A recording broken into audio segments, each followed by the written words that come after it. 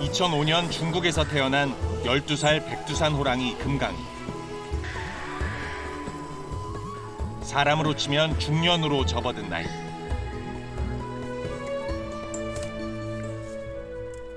사육사가 닭고기로 유인해보지만 조금은 심드렁한 모습을 보입니다. 이리 와봐.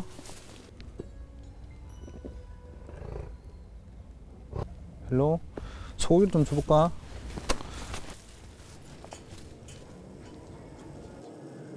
바로 옆 우리에서 힘차게 달려드는 4살배기 어린 호랑이와는 조금 다른 모습입니다. 어구야, 발이 그까이 나오나 너는. 금강이가 머무는 사육장에서 작업이 시작됩니다. 오래된 자물쇠는 절단기로 잘라냅니다. 이 문은 금강이 온 뒤로 처음 열리는 건가요? 예, 금강이 온 뒤로 처음. 2011년.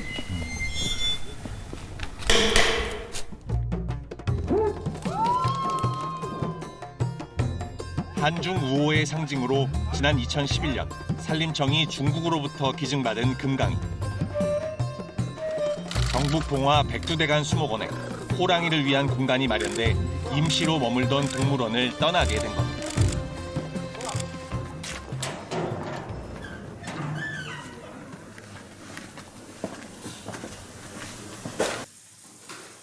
(2주) 이틀 전 마지막 식사 시간.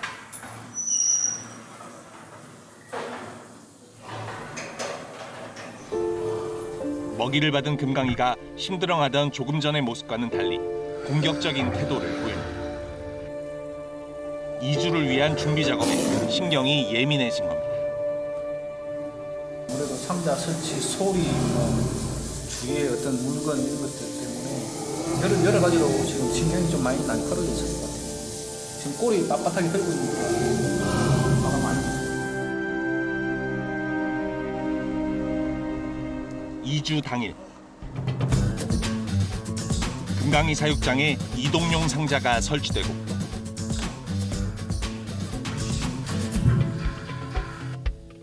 마취제를 맞고 잠든 금강이가 사육사들에게 이끌려 상자로 옮겨집니다.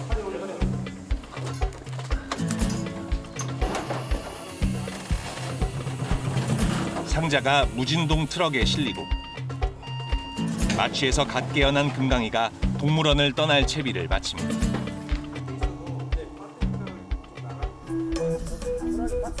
비슷한 시각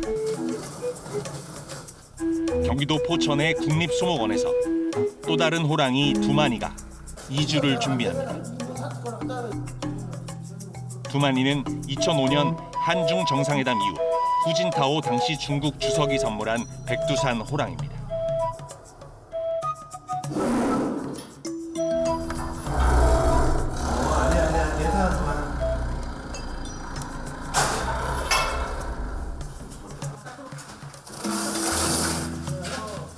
두마니 역시 마취제를 맞고 트럭으로 옮겨진 뒤 마취가 깨길 기다립니다. 마취가 된 상태로 이동하면 이동 중에 부상을 입을 수 있기 때문입니다. 이 정도는 출발해도 될 것 같아요. 오케이.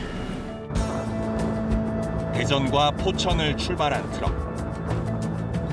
경북 봉화까지는 각각 250km가 넘는 먼 길입니다. 이동으로 인한 스트레스를 줄이기 위해 시속 80km 정도로 속도를 유지합니다.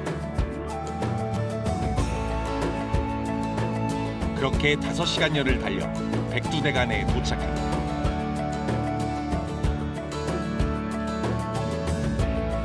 오래전 한국 호랑이가 살았던 고향과도 같은 곳입니다.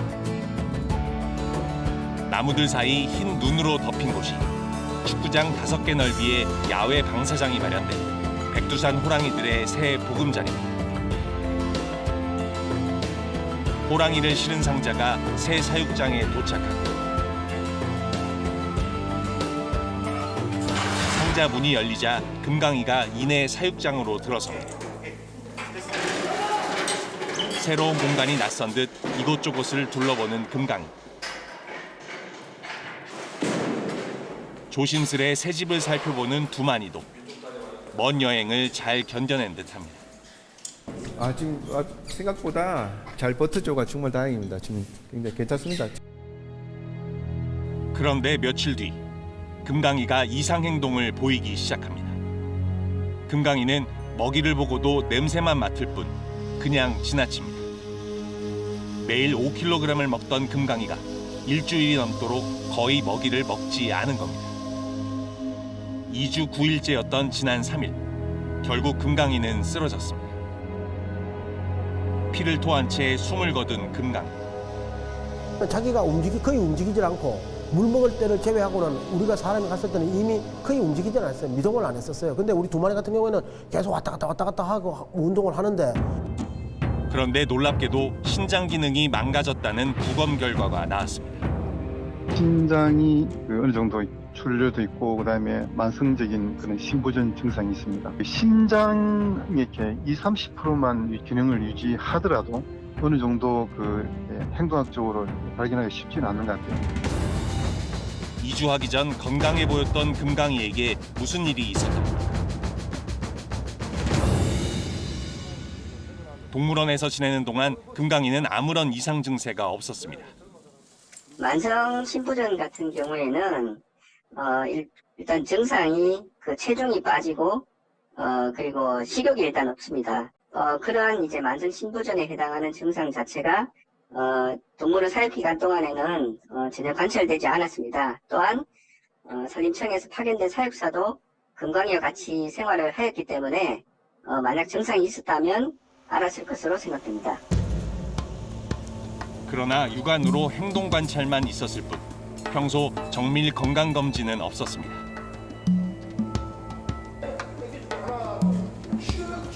백두대간으로 장거리 이주를 앞두고도 특별한 사전 검사는 없었습니다.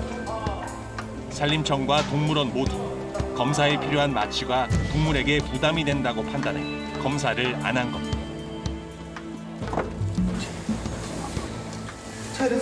됐어. 2주 당일 금강이에게서 혈액을 채취했습니다. 이 혈액에서도 이미 심부전 증상이 감지됐지만 결과는 백두대간에 도착 후에야 나왔습니다.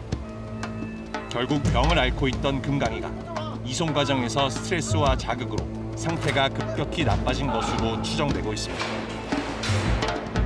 금강이의 죽음을 계기로 산림청은 앞으로 호랑이 이주에 앞서 정밀 검진을 하겠다는 대책을 부랴부랴 내놨습니다. 행동학적으로 이렇게 인지가 되지 않더라도 정기적으로 포획해서 혈액학적 그다음에 외부의 엑스레이라든가 꾸준하게 질병에 대한 사전 모니터링을 해야 되지 않나. 금강이는 냉동고에 보관된 채 박제 절차를 앞두고 있습니다. 백두대간 수목원에는 이미 박제된 호랑이가 전시돼 있습니다. 금강이의 짝이었다가 병에 걸려 2년 전 먼저 죽은 암컷 금송입니다.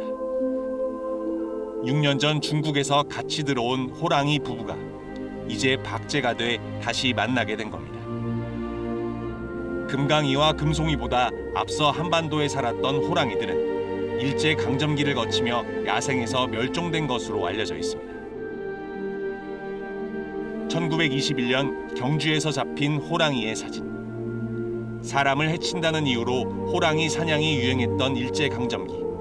마지막으로 찍힌 한국 호랑이의 모습입니다.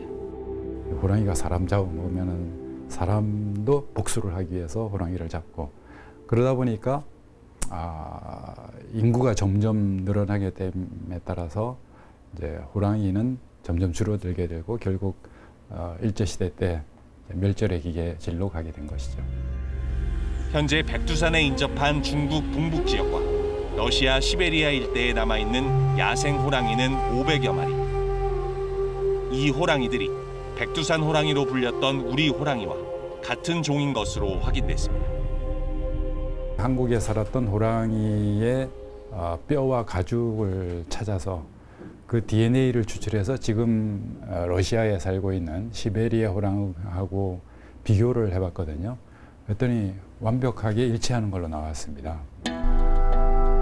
우리나라에서는 동물원 5곳에서 50여 마리의 백두산 호랑이를 사육하고 있습니다. 대부분 해외 동물원에서 도입됐거나 우리나라에서 교배된 호랑이들입니다.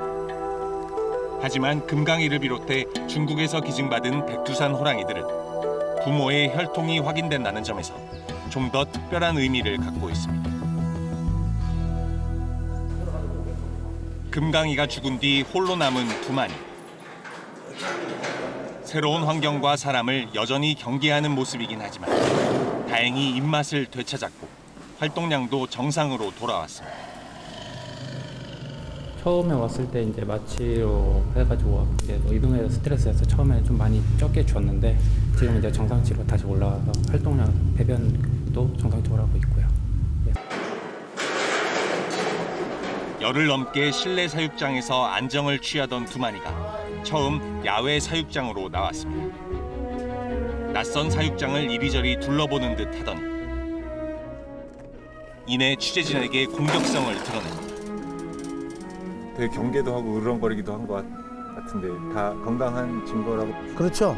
저렇게 으르렁 된다는 얘기는 벌써 이제 자기 본성을 드러낸다. 그만큼 건강하기 때문에 건강하다는 그런 걸 보여주는 한 장면이죠. 건강하긴 해도 두마니의 나이는 16살. 20년 안팎인 호랑이 수명을 감안하면 벌써 노년에 접어들었습니다. 산림청은 금강이의 빈자리를 채우기 위해 이르면 다음 달 새로운 백두산 호랑이 3마리를 들여올 계획입니다. 인간의 실수로 고향 땅에서 절명한 백두산 호랑이의 기구한 운명. 한 번 포효하면 산천초목도 벌벌 떨게 하는 숲속의 제왕 백두산 호랑이가 언제쯤 번식에 성공해 백두대간을 호령하는 날이 오게 될까요?